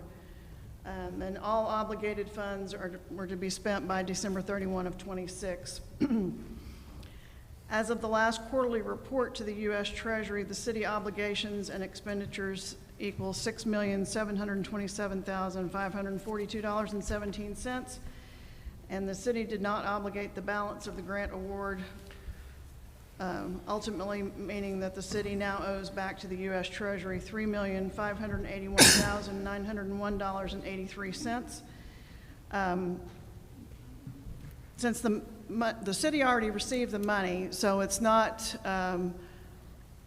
additional monies that's going to be going back. We're just going to refund what we haven't spent. It will hit the cash account, a reduction of our pooled cash account. Any questions for Ms. Boyd? Oh, yeah. Ms. Boyd, you were, I think you had left the building during the time period involved in this matter, right? Like you had stepped away, gone, you were not here at the time? I was retired in November of '23. Okay. The end of November. So you may not know the answer to this, but I'm curious about this. If I summarize it in plain English, we were given 10 million, we only spent 6.7, so roughly 3.2 or 3.3 we just didn't use for some reason. Have you got any explanation? 3.581. Excuse me. I didn't hear what you said, Ms. Boyd. 3.581. Yeah, 3.581. It's right there on screen. I told you I'm a C student. So what explanations have the staff provided to you, recognizing you weren't here when that occurred, but why didn't we spend 3.581,901.83? I can't speculate. I'm just Joe, is providing the facts there as I know anybody them. who knows what happened? Maybe we didn't have the need. Or we didn't need it? Commissioner Sharp made a good point. We didn't need that 3.5 million. Yeah, Commissioner, officially, I don't have an answer. I can't speculate either. From what I was told is there was a misunderstanding about what obligation meant. Is the discussions I heard at the time. They had ideas for that money, but it wasn't done in accordance to the rules of that grant. So the deadline hit, those funds weren't obligated by the rules of that grant, so we owe them back. But there were projects we could have used it for. There's always projects we can use money for. Absolutely. Yes, sir. I have a question on that. When was this grant distributed to us? When were we awarded this grant? Yeah, when? 2021. 2021. And during that time, were we given like a criteria of what we could use the funds for? Yes, the U.S. Treasury set out guidelines as to what the money could be used for. And like I said in my previous comments, they did come out with subsequent guidelines that increased the different projects that it could be used for, different, all kinds of projects. Anyway, throughout the course of the grant. But the obligation date did not change. But did they make it harder or did they make it easier? Did they add to the stipulations or take away from the stipulations? They made it easier because they increased okay. the eligible uses.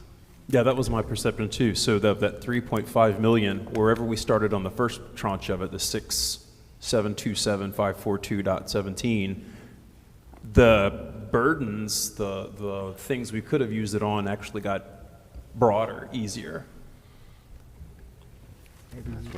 Maybe we had an account with Yeah, true interest on yeah. it. I go back to, I'm a C student here. Maybe I'm over-explaining, but my mind is boggled on the idea that we got $10 million in free money and we only spent 6.7.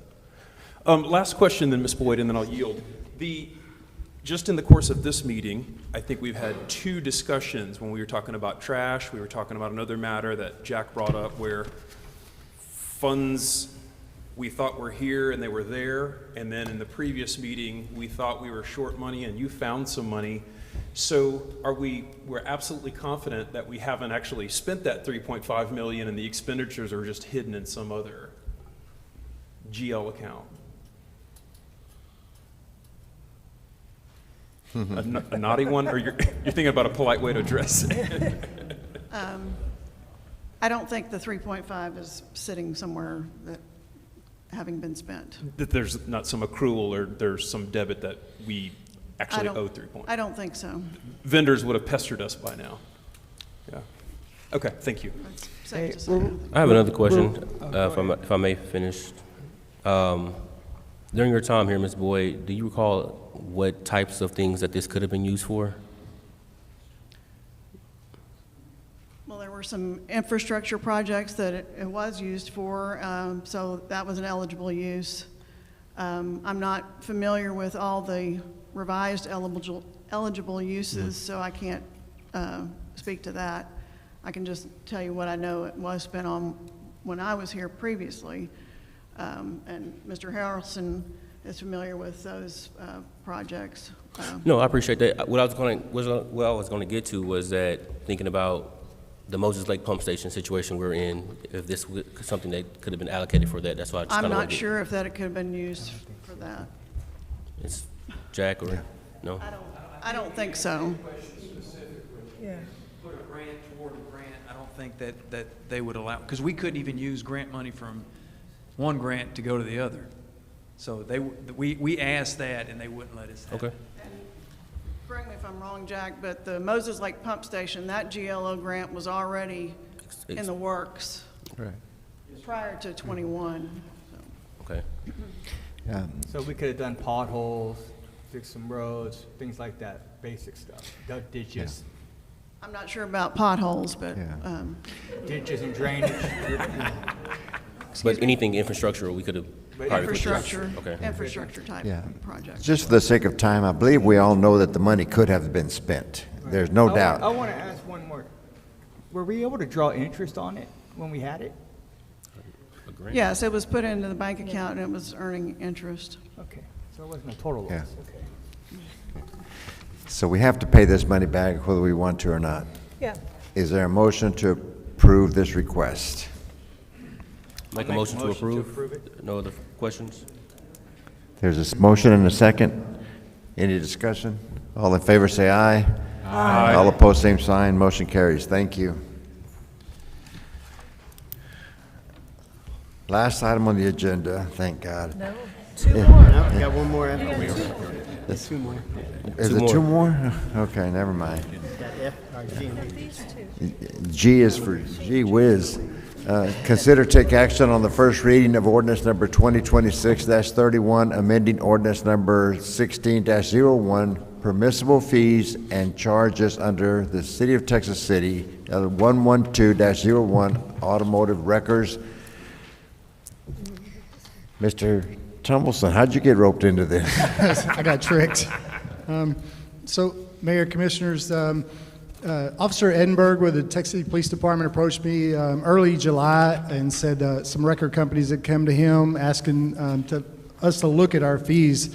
And we haven't changed our record fees in 10 to 15 years. I don't have the exact number. It's been a long time. And at the same time, shortly after that, Commissioner Tucker reached out and asked the same question, you know, are these fees current? So our Deputy Chief of Staff, Jennifer Hendershot, looked into this, and she looked at the state, the Texas Department of Licensing and Regulations, and concurred we do need to adjust our fees accordingly, like the citizen talked about earlier. So she put together this information and sent out an email kind of asking, hey, does this look right? The letter that we got from the records just asked to up the fee to $272. But while Jennifer was in there looking at it, there's a lot of other fees that needed updating also. So we put together a list of fees. One problem we had is because of the Texas Open Meetings Act, we had to post this last week, this amendment to this ordinance. And since then, we've gotten some feedback that these other fees need to be adjusted too. So if you'll bear with me, what we recommend, what the administration recommends the commission adopt tonight is amending this ordinance as shown with a couple of differences. So under motorcycle tow, instead of 175, it would be recommended to go to 272. And then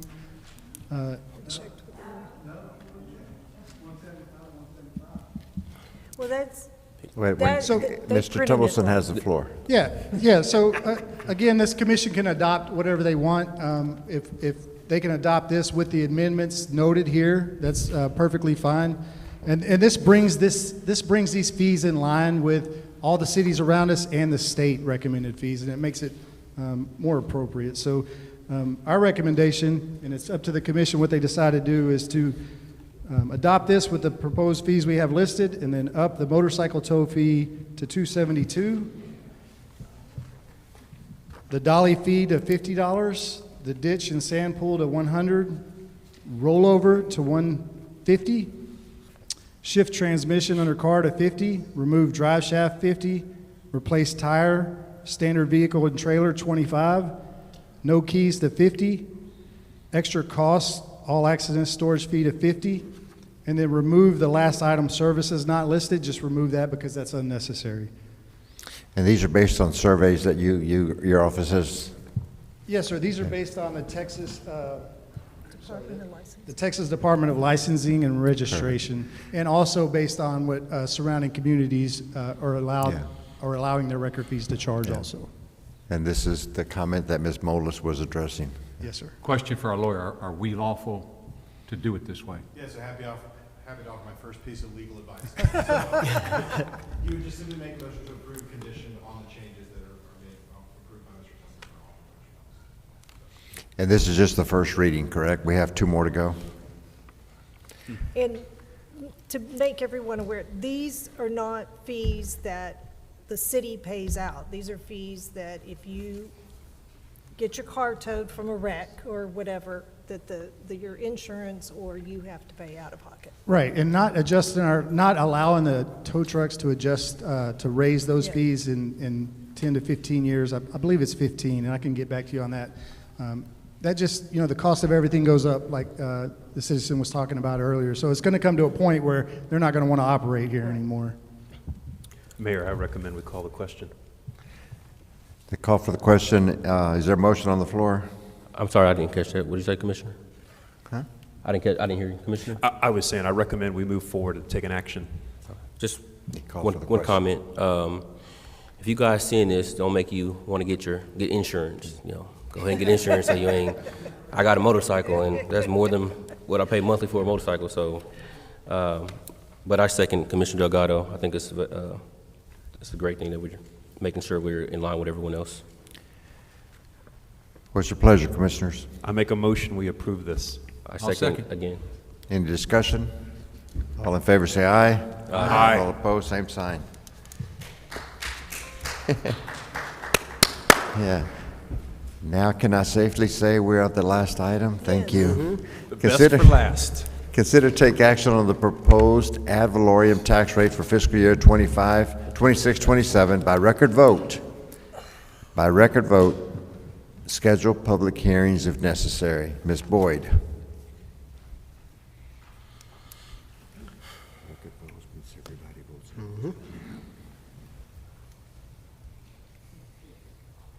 Mayor and Commissioners, in Texas, cities must vote on a proposed tax rate first to follow truth and taxation laws, and then this gives the public notice of what they can expect for a tax rate, and it sets a legal ceiling and triggers public hearings or mandatory voter approval. And this is for tax year 26, fiscal year 26-27. Ms. Boyd, what was our tax rate for 25-26? Just for the citizens to compare. 0.478433. Any questions? In early July, the city provides to the county tax office amount paid to the tax increment zone, debt service information, sales tax revenue information, and then the appraisal district provides certified appraisal totals, and then as soon as possible thereafter, the county tax office calculates the no new revenue rate, which used to be called the effective tax rate, and they also calculate the voter approval rate, formerly known as the rollback tax rate. No new revenue rate is the total tax needed to raise the same amount of property tax revenue for the city from the same properties in both the 25 tax year and 26 tax year. And this is a whole bunch of numbers, but this is what the county tax office provides to us. They adjust the 25 tax levy, and it's $32.5 million, and the certified values for 26 just under 8 billion. Then we've got tax increment financing that gets backed out. Then they add in 80% of the appraisal review board review values. Then they back out the tax ceilings for folks that are 65 or older or disabled, and that gives them the total taxable value of 6.68 billion, and then they back out values of new improvements in 26 to come up with the adjusted taxable value. So then they take that number and apply it to the adjusted 25 to come up with the no new revenue rate of 0.497231 per $100 valuation. The other rate that it gets calculated is the voter approval rate, and that's the highest tax rate that the city may adopt without holding an election. There's two components of that, the maintenance and operations rate and then the debt rate. And the debt rate for the payments for the debt in the coming year, $5,796,350. So that makes the debt tax rate 0.074015 per $100 valuation, and then the voter approval rate is 0.859257 per $100 valuation. So with the no new revenue rate of 0.497231, the split between the maintenance and operation and the debt rate is shown there. And it's the recommendation of management to approve the proposed rate of 0.497231 per $100 valuation. Any questions for Ms. Boyd? Ms. Boyd, the page that's currently on screen showing the voter approval rate, that's just informational, right? Like that's just there as kind of an FYI? The tax office provides all that information.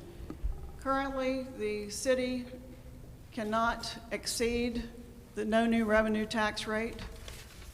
The commission, at the time of adoption of the rate, which it won't happen until September, you can vote on a rate that leave it at the current rate or anything in between the current rate and the no new revenue rate. You just cannot adopt something higher than the no new revenue rate.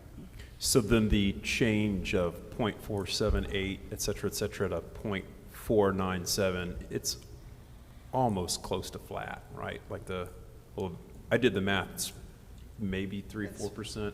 But the net effect to, I made an informational handout. I'm not sure if everyone present got one, but the nerd in me, I had to go calculate it.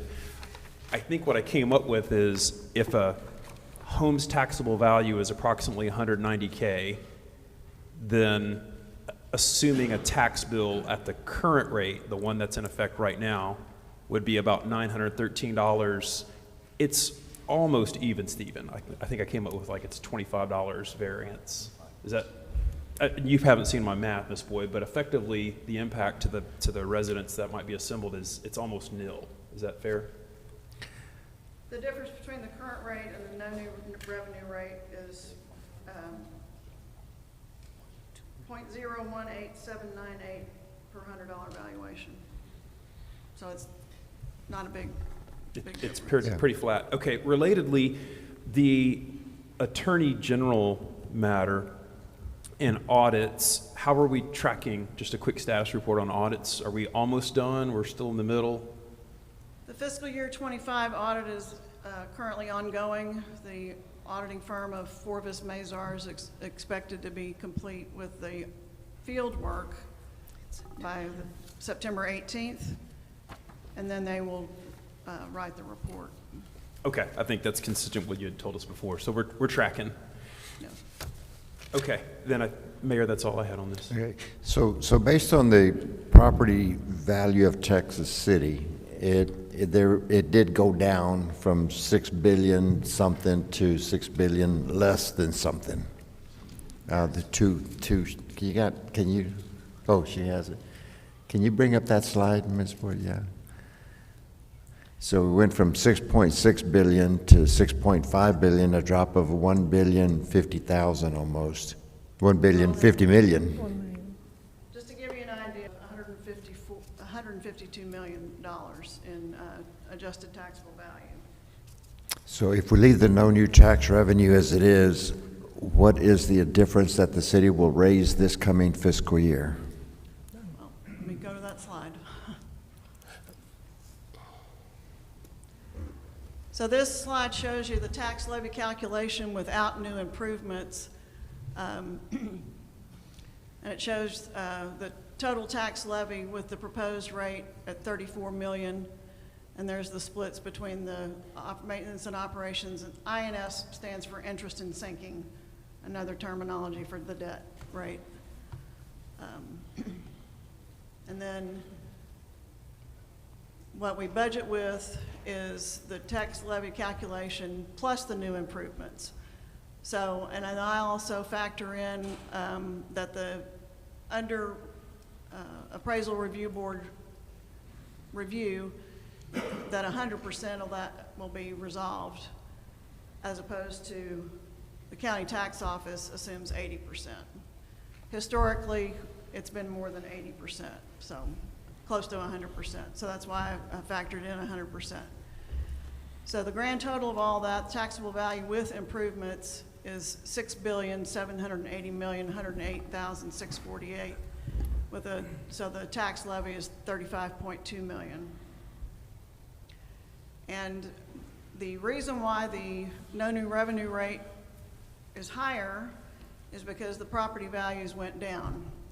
And a big piece of that is these 8 properties that used to be on the tax roll that are no longer on the tax roll.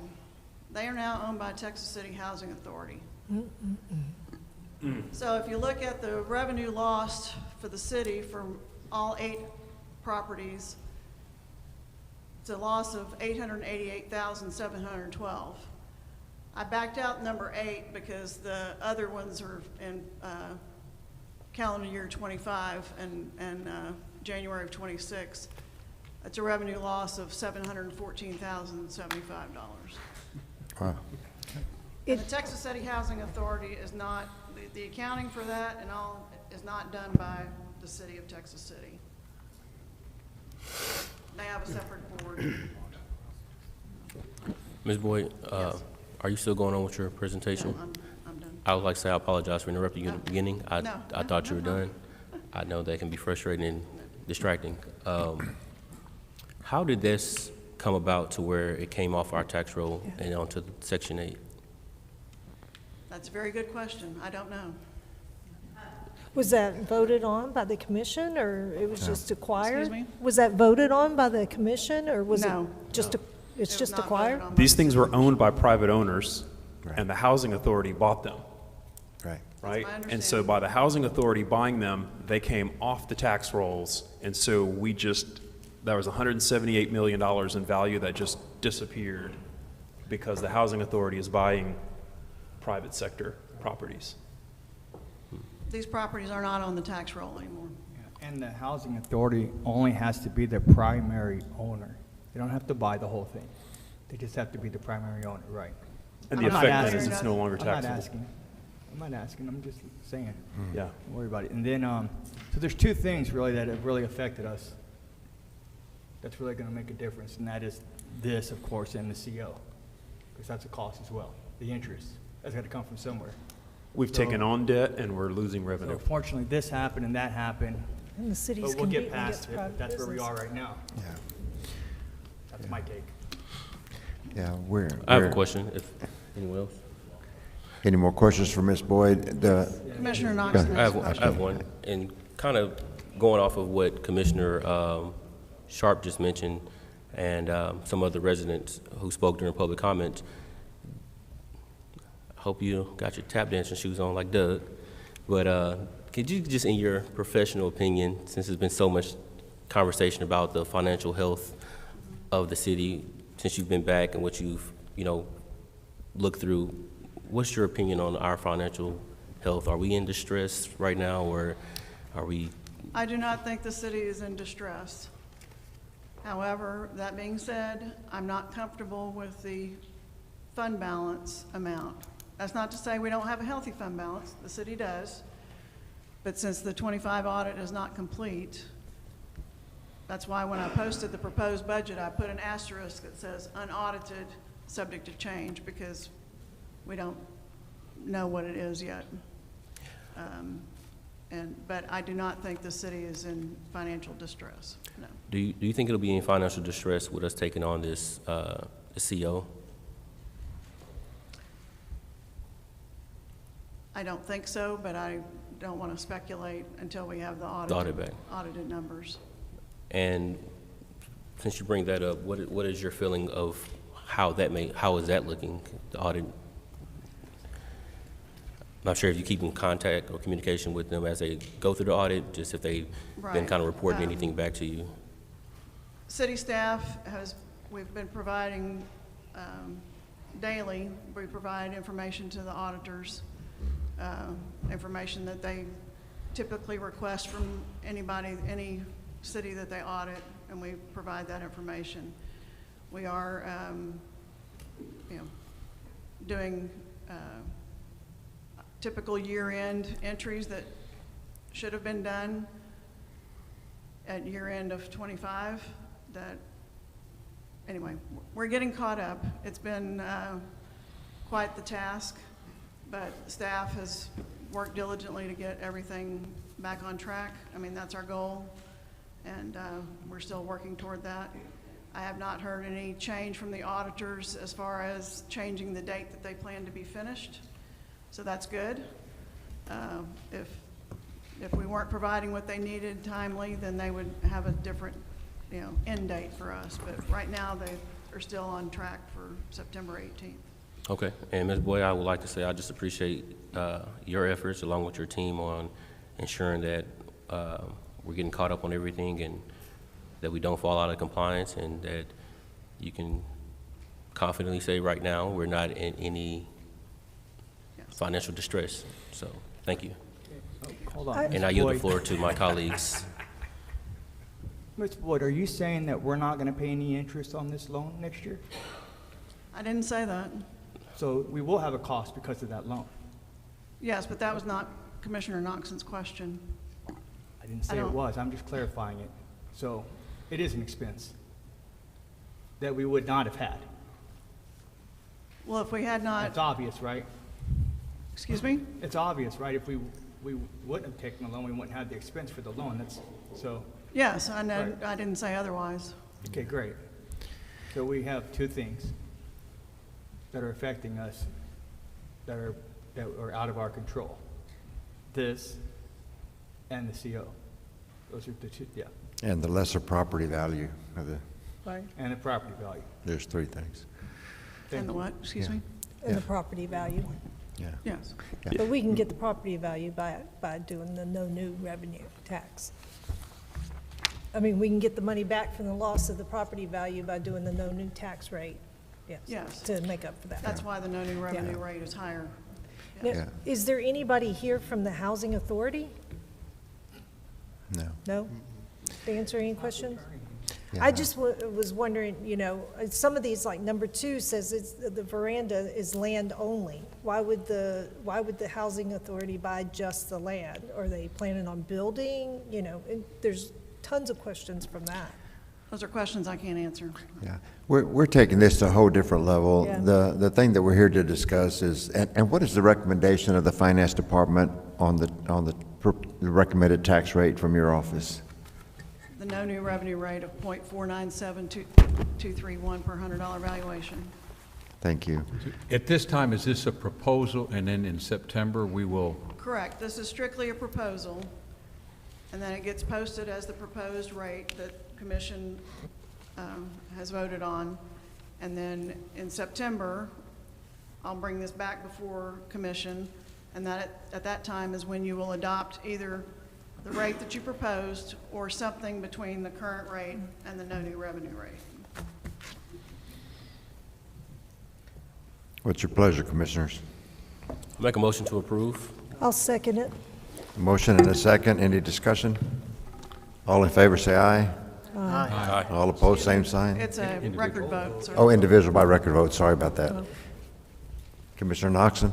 Aye. Aye. Aye. Aye. Aye. Aye. Aye. Unanimous. Thank you very much. Thank you, Laura. Yeah, thank you. That was good. Let's go to, dang, I don't even have this. There we go. Commissioners' comments. We'll start with Commissioner Delgado this time. Thank you, Mayor. The topic of financial distress and the term distress is a subjective term. So I would like to just reframe the previous discussion on facts. So the facts are the conversation that we just went through shows revenues have declined. I think that's a fact. That's not an emotional thing. That's not an opinion. The second thing is a agency in our city has been buying private sector properties and taking them off the tax roll. I think that's also a fact. A third thing is we had been running off developers that wanted to develop in our city that would increase our revenues. That's also a fact. Another thing is a $70 million obligation was forced on the city that didn't go to the voters, and that placed a $500,000 a month debt burden on the city. That's also a fact. So in summary, we have increased our debt burden at the same time that our revenue has gone down. And the last data point is it also appears that our capital expenditures, where we used to spend a certain level of money, dropped to the floor. So I brought this up in a previous meeting. Either all of our stuff has started just magically lasting longer, or we have a deferred set of things we need to spend money on. So whether you view that, the public or fellow commissioners view that as distress or not, I think we have some fiscal challenges. Thank you, Mayor. Thank you. Well, first, on the way here today, going down Palmer, I saw that the Trade Winds Theater was on fire. It's too bad. They'll probably have to tear it down. That's a piece of Texas City. That's a terrible thing. And also, I wanna apologize that we ask a lot of questions. I ask a lot of dumb questions, and it seems that way. But you got to remember, last year I got duped into approving a 10-month budget because I didn't ask questions. So now I'm going to ask questions. I don't know what's going on because I don't want that to happen again. Thank you. Thank you.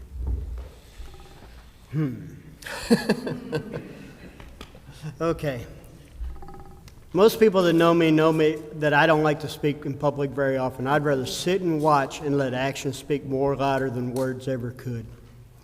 I got to go to TML training for new orientation for newly elected officials this past week. That's why I did not make the second budget meeting. I highly recommend that training for my fellow commissioners when it comes around again next year. Some of the things I've learned while at that training is, regardless of the training we already had to take for the Open Meeting Act and the Freedom of Information Act, I got an extra hour and a half certification through TML, not just the Attorney General's office. And one thing they kept iterating in the Open Meeting Act is how business can be done. If somebody during public comments gets up and makes a comment during their public on the agenda, we have the right to respond to it before it gets to that agenda item. Another thing is personnel matters that should be handled can be handled in one of two ways.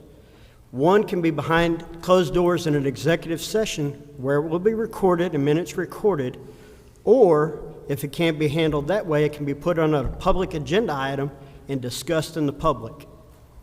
So we've had two, attempts to have an executive session held that have been tabled. And I see we still have problems with some personnel because I never got an agenda with all of my slides so I could prepare for this meeting tonight. And another thing is, I have a meeting that I'm supposed to kind of help select the chief of police that I get to confer with the rest of the commissioners up here and have no information on any of the candidates. But yet I'm supposed to ask them questions that are pre-approved that I don't have any say in. There's an issue with that problem. So with that, I think I will yield my time. Thank you. Mr. Duchess. Yes. Accountability has to mean something. This administration under Mayor Garza has inherited these problems, which we've talked about tonight.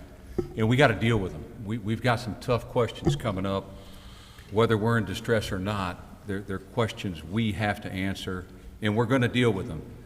By dealing them, we're required to inform you. So the more you know, the more questions you ask, the more we can relate to you. I have a question about our bond ratings, about our finances. Are we being rated, or does Moody's still have an agenda with us, or are we just S&P? How does that affect our bond ratings and ability to borrow money? And we've got $6 million every month on the next budget coming, or every year coming up, that's just gone. And we have to spend it. We will spend it, but we're going to do it judiciously. We're going to make it count. But I don't know how much our total debt is every year. I'm thinking about $8 million, but I don't know that. That comes right off the top of the budget, but before we set it. And I want to reiterate about the chief of police. I did get some information today. I have submitted questions myself, and haven't been pleased with that process either. I think there's some things we could do better, but we're going to do it, and we're going to do it, give our 100% to selecting a new chief of police, and that's an honor that we have, or we have at least an input on it. I just want to tell you, bear with us. These are some long days for all of us. Every one of us up here is trying to get more information, and the more we get, the more it perpetuates another question. And I just want to thank Laura. She's done a hell of a job for us, and I speak for everybody up here. We trust her implicitly, and her opinion will always guide me. So I want to publicly applaud her, and I think she's doing a great job for us. And I yield. Thank you. And Joe Tumbleson. So I'm like Wade, believe it or not, I don't like to talk in front of people. I know people think I'm outgoing, but I'm not that outgoing. So I wrote it down so I wouldn't forget. So as a commissioner, I want our residents to know that no one sitting up here wants to raise the tax rate at all. We really don't. We understand that every dollar is invaluable to your families, the businesses, our seniors, and we're doing everything in our power to avoid the increase. We are working directly with the department heads, and they've been very willing to help, going through the budgets and asking those questions that need to be asked. Where can we cut? Where can we be more efficient? Where can we save taxpayers' monies? But we don't want to sacrifice any of the services either at the same time that would put anybody in any danger. I also believe it is time to stop using the old cliche that everything is a previous administration's fault. At some point, that explanation wears thin. The past is the past. Yes, the audit will identify the mistakes, and hopefully we'll learn from those mistakes and move past those. I'm somebody that looks into the future, and we absolutely need to learn from what we've done, but we also need to move forward. Kicking the old tires is not going to do anything for us. It's a little like a bad marriage. You can sit there and complain the rest of your life about it, or you can move forward, learn what you did, and change our ways. I choose the future. Texas City has tremendous potential. We have the ability to make the city prosperous again, attract businesses, and strengthen our neighborhoods, improve the quality of life, and make Texas City a community you're proud to call home. But the commissioners cannot do that alone. We need you. We need your ideas, your suggestions, and even your criticism. And most importantly, we need your support. We make some difficult decisions and work together for a stronger future. We may not always agree on every decision, but I hope that we agree on one. Texas City's best days are here to come. They can be ahead of us, and it's our job to make it happen together. Thank you. Commissioner Knoxon. Yeah, I would like to just congratulate those individuals for their service awards and all their service they've given to the residents here of Texas City. just to kind of touch on some comments that were made, the meaning of distress. Distress is a noun and sometimes a verb, describing a state of worry, suffering, or discomfort, often mental, emotional, or physical, and can also mean dangerous or an urgent situation requiring help. So, are we in any financial distress situation? Our finance director says she doesn't believe so, taking her expert opinion. So I will go off of that until something else is shown otherwise for the record. Thank you all for your time. I yield. Thank you. As far as my comments, y'all guys heard everything that the commissioners are having to handle and deal with and make decisions on. We're not experts in every field, but we're experts in common sense. And everything that's being done and every decision and every vote that's taken up here is being done with the information that's provided to us. I appreciate the commission's enthusiasm, their involvement, their concern. We're all going in the right direction. It's just going to take a little bit of time, but we'll get there. With that, I'm going to yield to the department staff. Anyone that has any comments from the department staff, please come to the podium, one at a time. Anybody? This meeting is adjourned.